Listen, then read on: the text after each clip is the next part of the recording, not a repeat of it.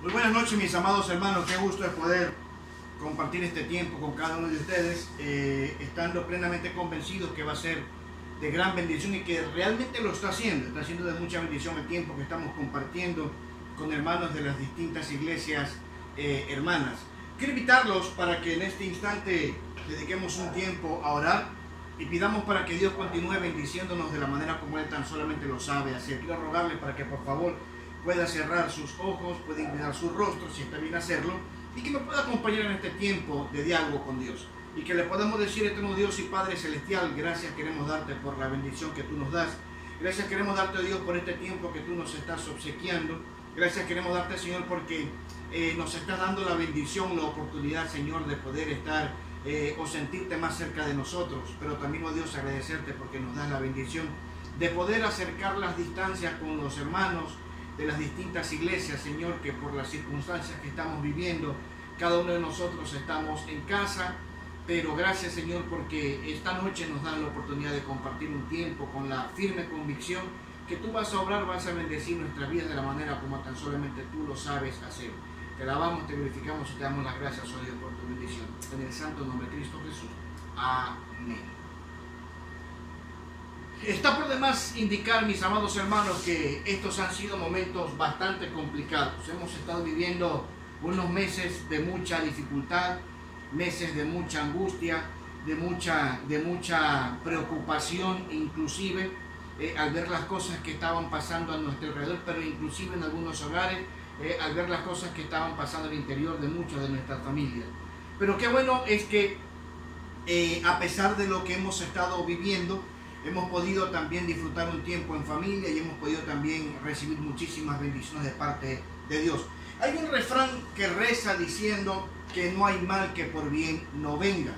Y que si bien es cierto, hemos sido víctimas de esta situación muy complicada, por cierto, pero también ha sido la oportunidad, yo diría pues inmejorable, para poder aprovechar el tiempo a hacer cosas que antes no las hacíamos, e inclusive para poder, permítame decirlo de esta manera, echar mano de aquellas herramientas poderosas que Dios puso a disposición de nosotros, precisamente para que podamos nosotros pasar momentos complicados como el que estamos atravesando, y que gracias a Dios estamos viendo ya la luz al final del túnel.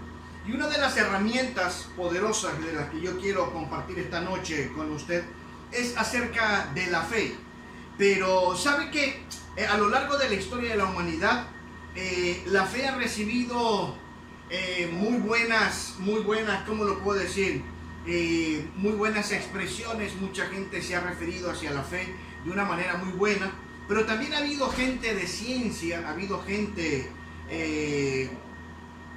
que representa a la sociedad y que han sobresalido en muchos campos, en muchos aspectos, que la manifestación, o mejor dicho, la manera de cómo ellos se han dirigido hacia la fe no ha sido de la mejor manera, la fe y todo lo que esta implica, ¿no? Y voy a rogarles me permitan mencionar lo que algunas personas de ciencia, algunos filósofos, personajes pues muy importantes en las distintas sociedades del mundo, se han referido no de manera muy positiva con respecto a la iglesia, con respecto a la fe, con respecto a Dios, con respecto a la Biblia, con respecto a todo aquello que tiene que ver en una relación íntima con Dios.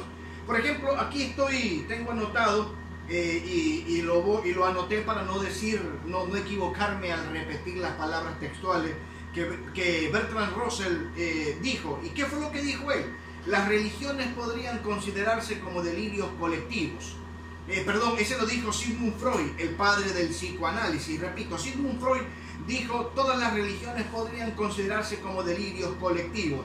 Bertrand Russell se refirió hacia la iglesia, se refirió a Dios, a la fe, la Biblia y todo lo que esto tiene que ver con lo espiritual, diciendo lo siguiente: la religión está basada en el miedo. Feuerbach dijo lo siguiente: la idea de Dios y la confianza en Él es solo producto psicológico del hombre. Y el más conocido por todos nosotros, estoy seguro que la última cita que voy a mencionar es de alguien que usted y yo, bueno, no lo conocimos personalmente, pero hemos escuchado bastante acerca de él, que es Carlos Marx, con su famosísima afirmación de la religión es el opio del pueblo. Si bien es cierto, a lo largo de toda la humanidad, de la historia de la humanidad, han habido personas que se han expresado bien con respecto a Dios y todo lo que tiene que ver con Él, pero también han habido otros que no se han expresado tan bien hacia Dios y todo lo que tiene que ver con Él. Acabamos de mencionar 4 afirmaciones de personajes de mucha aceptación, lo que dijeron, y para nada positivo. Pero también quisiera poner o comparar lo que estos hombres dijeron frente a lo que un hombre que también usted y yo conocemos muy bien por lo que la Biblia nos dice de él, y me estoy refiriendo al salmista David, quien dijo lo siguiente, y quiero rogarles para que por favor busquemos en nuestras Biblias en el Salmo número 3, sí, Salmo 3, y vamos a leer los versos desde el 1 hasta el 6 aproximadamente. Y estoy convencido que la lectura o el texto que vamos a estar empleando esta noche no es para nada nuevo, sino que ya es un texto que ya nosotros lo hemos leído. Posiblemente hasta algunas personas conocerán de memoria todo o algunos de estos versículos. Habremos escuchado también a muchos pastores utilizar esto como un punto de partida o utilizar este texto para fundamentar alguna enseñanza, alguna reflexión, algún sermón que compartieron con la iglesia. Quiero rogarles para que por favor podamos ir una vez más entonces al Salmo capítulo 3 y leamos los versos desde el 1 hasta el 6, donde leemos lo siguiente: Oh Jehová, cuánto se han multiplicado mis adversarios, muchos son los que se levantan contra mí, muchos son los que dicen de mí, no hay para él salvación en Dios. El verso 4 dice: Mas tú, Jehová, eres escudo alrededor de mí, el que levanta mi cabeza. Con mi voz clamé a Jehová, y él me respondió desde su monte santo. Yo me acosté y dormí y desperté, porque Jehová me sustentaba. No temeré a 10 millares de gente que pusieren sitio contra mí. Para poder entender algunas de las afirmaciones que David hace en este salmo, es necesario que conozcamos un poquito de historia para saber las circunstancias familiares, el contexto político que estaba atravesando David cuando escribe este salmo. Y déjeme mencionar lo siguiente: David estaba atravesando una crisis profunda como líder del pueblo israelita en su condición de rey. Absalón, su hijo, quería derrocarlo a David, su padre, ¿cierto? Hizo politiquería, quería usurpar el trono. Absalón consiguió un grupo de personas que lo apoyaron, inclusive aquellos que formaban parte del ejército del mismo David se pusieron en contra de David y a favor de Absalón, y pues logró convencer, persuadir a estos generales, a jefes de alto mando, para irse en contra de su rey David. En ese problema hubo personas que perdieron la vida, y un número total de 20,000 personas, y David pues llora porque entre las personas que murieron estuvo Absalón, el hijo que quiso derrocarlo, y ante la muerte de su hijo, a pesar de cómo se comportó él, David llora por la muerte de su hijo. Esto bien podríamos decirlo o concluir diciendo que era un escándalo nacional, era un profundo problema familiar, pero esto también era una derrota política por la que David estaba atravesando. Esta es la situación familiar, esta es la situación nacional, esta es la situación política que David estaba enfrentando cuando escribe este salmo. Pero contrariamente a la reacción que habríamos tenido muchos de nosotros, vemos a David que escribe este salmo y por ningún lado nosotros nos damos cuenta que David haya estado alicaído, haya estado preocupado, haya estado pues cabizbajo, taciturno, meditabundo. No, uno lee el salmo y uno se da cuenta que David estaba muy fortalecido, y la fortaleza que David estaba experimentando, teniendo, a pesar de la situación que estaba enfrentando, era gracias a la fe. Fe a la que muchos de los personajes que mencioné prominentes en las sociedades a lo largo de la historia de la humanidad no se refirieron de manera positiva, pero vemos aquí a David, en cambio, que se refiere de una manera positiva, inclusive nos enseña a nosotros que la fe es algo que nos puede ayudar muchísimo en los momentos críticos que nosotros podamos estar enfrentando, independientemente de cuál sea la crisis que estemos atravesando. Permítanme volver a leer el texto, pero ahora vamos a ir leyendo de una manera pausada, haciendo, valga la redundancia, las pausas que el texto nos obliga a nosotros mencionar. Déjenme comentarles algo. Al finalizar del verso 2 encontramos la palabra Selah. Al finalizar del verso 4 vemos cómo se repite una vez más la palabra Selah. Y al finalizar de este salmo, en el verso 8 también se repite. Algunos se estarán preguntando, ¿qué significa esto?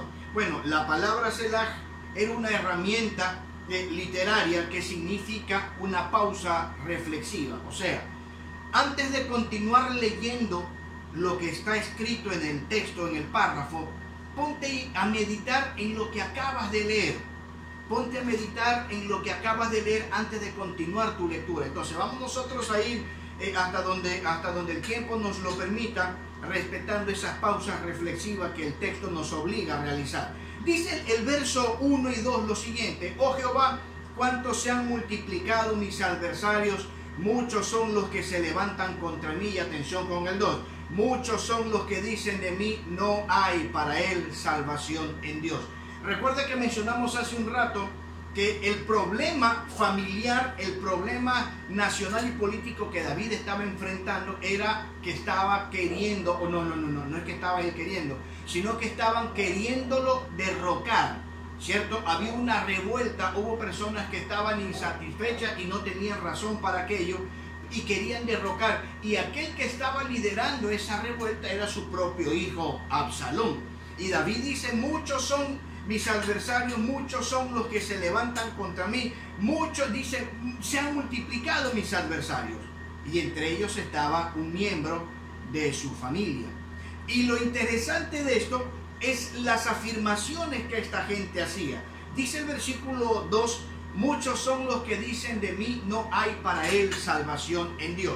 Algunos se estarán preguntando, ¿y esto qué significa? Pues David está afirmando, ¿cierto? David está afirmando que estas personas, liderados por su propio hijo, y permítame que lo recuerde y lo voy a estar haciendo durante toda mi intervención en mi participación, que su hijo que lideraba esta revuelta era él y otros que decían, David, la situación que está atravesando es tan complicada que ni Dios lo puede salvar.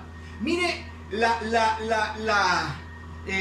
afirmación de esta gente, ¿cierto? La afirmación de esta gente que sostienen que la situación que David estaba enfrentando era tan delicada, que era tan complicada para David, que no tenía solución, ni siquiera Dios podía hacer algo por él.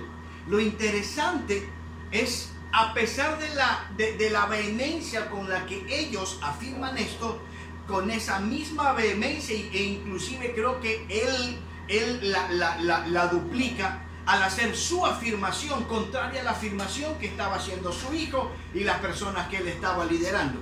Y dice David en el verso 3, mas tú, Jehová, eres escudo alrededor de mí, mi gloria y el que levanta mi cabeza. Permítame mencionar dos cosas acá.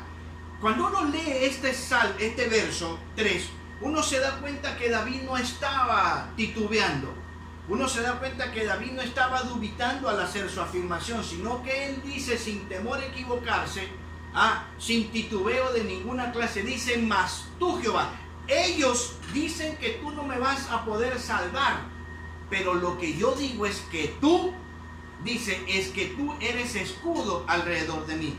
Nos damos cuenta fácilmente cómo David estaba plenamente convencido que independientemente de lo que la gente podría considerar con respecto a su situación y que Dios iba o no iba a hacer algo, él estaba plenamente convencido que Dios lo iba a socorrer.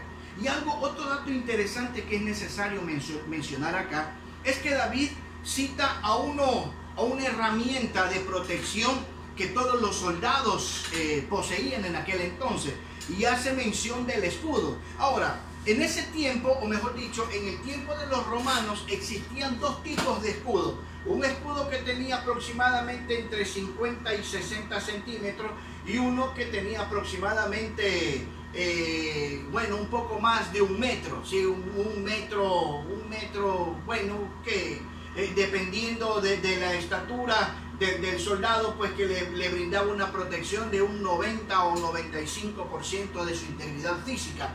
Uno servía ¿para qué? Para la batalla cuerpo a cuerpo, y otro servía para que todo el pelotón pudiese avanzar y que no caiga siendo víctimas de las lanzas, de la espada o de las flechas que los enemigos podrían lanzar. Pero lo interesante es que estos escudos solamente podían proteger la parte frontal del soldado.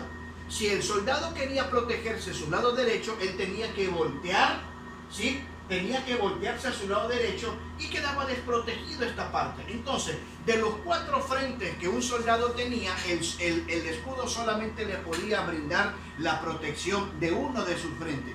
Pero David dice algo acá bien interesante: mas tú, Jehová, eres escudo alrededor de mí. O sea, David estaba, a más de estar plenamente convencido, seguro que Dios lo iba a proteger, sino que también estaba muy seguro que la protección de Jehová hacia David era integral, era total. Dice, alrededor de mí. No le protege a un 45 grados, 60 grados, 70 grados, 180 grados. Sí, no, dice que le protegía los 360 grados. Eres escudo alrededor de mí. En estos tiempos complicados que gracias a Dios creo que estamos saliendo, y confío en Dios que no vayamos nosotros a retroceder en nuevos rebrotes de contagios, bien nos hace a nosotros hacer uso de esa fe que David tenía, pero debemos tener la fe que David tuvo, una fe donde no haya titubeos, una fe donde en realidad no estemos nosotros dubitando, sino que estemos plenamente convencidos y que podamos decir, mas tú, Jehová, eres escudo alrededor de mí, que me brindas la protección total que mi vida o que mi familia necesita. Permítame continuar leyendo el texto, por favor. Dice el versículo 4, con mi voz clamé a Jehová y él me respondió desde su monte santo. Aquí encontramos la siguiente pausa reflexiva. Pero es necesario que veamos la misma vehemencia con la que David hace la afirmación que ya la hizo en el versículo 3. El versículo 3 dice, mas tú, Jehová. Y en el versículo 4 dice, con mi voz clamé. No es que estaba queriendo clamar, no es que estaba intentando clamar, no. Así como dice, mas tú, Jehová, dice el verso 4, con mi voz clamé a Jehová y él me respondió desde su monte santo. Hace algunos días compartía con un grupo de hermanos y les hacía notar la diferencia que existe entre convicción y creencia. Y alguien me preguntó, pastor, ¿y cuál es la diferencia entre convicción, entre una convicción y una creencia? Yo le dije que la convicción, a diferencia de una creencia, debe determinar la conducta o el proceder de la persona. Si yo tengo una convicción, debo expresarla a través de mi forma de vivir. Debo expresarla a través de mis acciones, a través de mi comportamiento. Pero una creencia no. Yo hoy puedo creer que va a pasar tal cosa y puede que eso no llegue a pasar. Sí, puede que eso no llegue a pasar porque no estoy tan convencido de que eso vaya a ocurrir. Es más, puede que yo crea una cosa y mis acciones digan todo lo contrario. Pero una convicción no es así. Una convicción es algo de lo que yo estoy plenamente convencido, y no solamente lo digo, sino que mi conducta, mi proceder, mi forma de comportarme debe estar determinada por esa convicción. Yo creo que repitiendo el refrán que hace un rato mencionamos, que dice, no hay mal que por bien no venga, ¿cierto? Muchas personas han caído contagiadas y muchísimas han sucumbido frente a esta enfermedad. Pero yo creo que en medio de lo apremiante de la situación, esta también se convirtió en la oportunidad para que nosotros como cristianos pudiésemos demostrarle a Dios, demostrarle a la gente y sobre todo demostrarnos a nosotros mismos si la fe que nosotros decimos tener para con Dios es solamente una creencia o una convicción. David dijo, mas tú Jehová. David dijo, con mi voz clamé. Pero también David dijo en el versículo 5, yo me acosté, dormí y desperté. Cuando nosotros atravesamos alguna crisis, ¿sabe qué es lo que nos pasa? Que sí, en efecto, logramos acostarnos, pero no logramos conciliar el sueño. Y si nosotros no podemos dormirnos, no podemos decir que nos despertamos, ¿cierto? Porque solamente para utilizar he despertado, sí, se lo hace en relación cuando se ha podido dormir. Pero si nosotros nos acostamos y no dormimos, no podemos decir que despertamos. Si nosotros nos acostamos y no dormimos, ¿sabe qué es lo que hacemos? Nos levantamos, pero emocionalmente y espiritualmente peor. Peor. Antes, cuando nosotros nos habíamos acostado. David dice, yo me acosté, yo dormí y me desperté. Pero ¿qué es lo que dice? Porque Jehová me sustentaba. ¿A dónde quiero llegar con esto, mis amados hermanos? La fe es algo que debería determinar nuestro estilo de vida. Y deberíamos, sí, es cierto, deberíamos tener los cuidados que las autoridades y que los médicos nos están haciendo. Pero deberíamos nosotros estar plenamente convencidos también que Dios protege nuestras vidas. Mire, yo le decía en estos días a una persona que hay cosas, le decía a los hermanos en la iglesia en una transmisión que hicimos en vivo desde el templo, que hay cosas que usted debe creer y que yo no.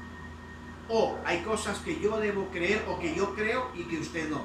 Pero hay cosas que usted y yo, nosotros deberíamos creer por igual. Y no solamente creer, sino elevarlas al nivel de una convicción.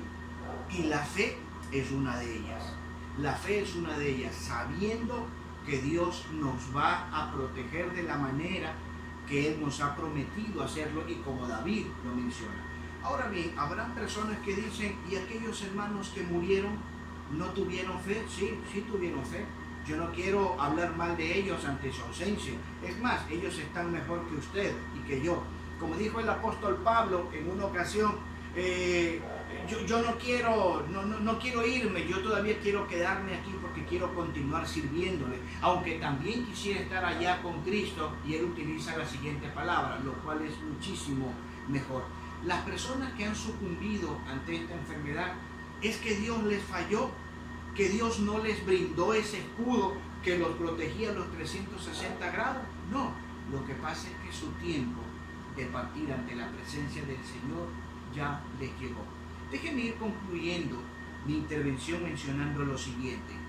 Y vuelvo y digo, o hay cosas que usted cree y no tengo por qué yo creerlas, y hay cosas que yo creo y usted no tiene por qué creerlas. Y una de las que yo creo, y no sé si usted quiere creerla o no, es la siguiente, que nadie muere si su hora no ha llegado. ¿Qué es lo que quiero decir con esto? Que cuando una persona debe morir, debe partir ante la presencia del Señor, nada lo puede salvar. Pero cuando una persona todavía no le ha llegado el tiempo, sí, de ser recogido por Dios, ¿cierto? Nada lo puede matar. Yo le doy gracias a Dios porque en medio de esta situación, Comunidad Cristiana Bendición, y perdonen que la mencione, ha sido de mucha bendición para muchísimas personas, no solamente para quienes la conforman, sino para gente de afuera. He tenido la oportunidad de salir, hacer cosas que he necesitado hacer por el bienestar de otros, y gracias a Dios hasta ahora no me ha pasado absolutamente nada. ¿Soy Mandrake el mago? ¿Soy el Superman de la fe? No, simplemente soy el objeto de la misericordia de Dios a consecuencia de una fe que espero no exista situación, por muy complicada que sea, que la pueda doblegar. Quiero pedirle a Dios que me ayude a imitar la fe de David y que no sea simplemente una creencia, sino una verdadera convicción. Déjeme concluir leyendo y comentando muy brevemente lo que dice el verso 6, y dice: no temeré a 10 millares de gente que pusieren sitio contra mí. Sabemos lo que es poner sitio, no es que una persona esté en medio y es rodeado por otras personas. Y dice David: yo no voy a tener miedo, así sean que 10 millares de personas me rodeen de manera amenazante. ¿Por qué? Porque estando David en medio de un tumulto de personas queriéndolo agredir, estando David en medio de una situación que quería doblegarlo, internamente entre David y ese grupo de personas o esa circunstancia, hay un escudo alrededor de David que le brinda la protección que tanto lo necesitaba en esa circunstancia. Y eso es algo que Dios quiere y puede hacer por nosotros también. Lo único que debemos nosotros es saber si nuestra fe es simplemente una creencia que no determina nuestro comportamiento, o es una convicción que la demostramos con nuestra forma de proceder. De mi parte, que Dios los y las bendiga. Muchísimas gracias. Y para concluir, una vez más los invito para que cerremos nuestros ojos y conversemos con Dios. Padre, gracias queremos darte por tu amor, por tu misericordia y por tu bondad. Gracias queremos darte, Padre Celestial, por este tiempo que tú nos estás dando. Estamos plenamente convencidos, Señor, que ha sido de mucha bendición y continuará siéndolo para nuestra propia edificación. Bendecimos la vida de cada uno de los hermanos, bendecimos la vida de cada una de las personas que estamos compartiendo este maravilloso tiempo de vigilia, de comunión y de acercamiento contigo. Gracias te damos en el santo nombre de Cristo Jesús. Amén. Que Dios los y las bendiga. Muchas gracias.